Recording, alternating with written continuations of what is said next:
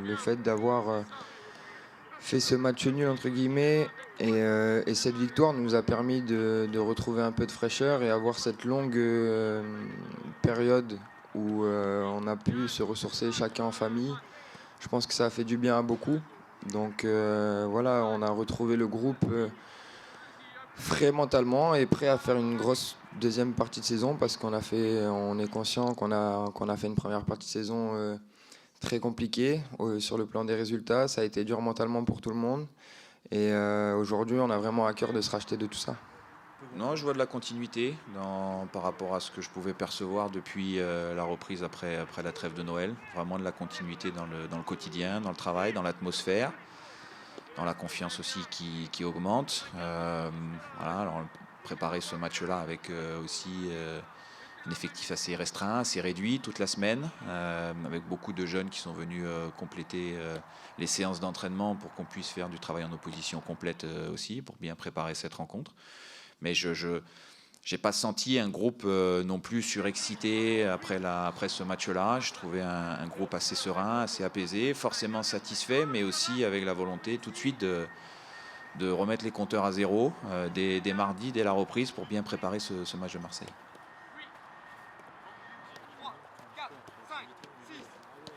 Le Stade Rennais n'est jamais ni sur le tirage. Après, voilà, pour aller au bout, il faut éliminer toutes sortes d'équipes. Donc, que ce soit Marseille ou une autre, on doit passer par là. Et voilà, aujourd'hui, on a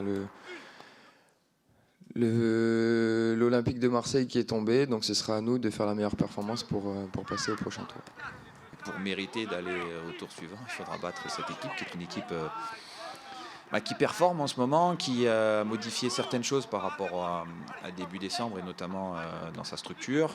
Une équipe verticale, qui est une équipe dangereuse sur les transitions aussi, qui se projette maintenant en nombre, qui arrive à créer du danger par ce jeu-là. Donc je pense qu'on aura suffisamment de problématiques à régler avant d'imaginer le tour suivant. D'abord, pensons à Marseille, à bien jouer ce match-là. C'est un match opposé à celui de Nice, là où Nice avait plutôt une possession assez latérale et un rythme de jeu assez lent.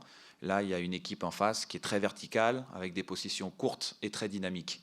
Là où il y avait une équipe de Nice qui n'attaquait pas beaucoup la profondeur, là on va rencontrer une équipe de Marseille qui attaque beaucoup la profondeur. Là on avait une équipe de Nice qui sortait le ballon à 4, on pourrait rencontrer une équipe qui sort le ballon à 3. Donc c'est un match complètement différent dans tous les aspects du jeu.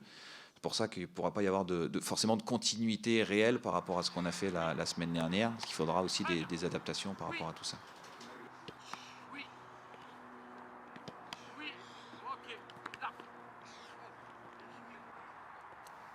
C'est une motivation.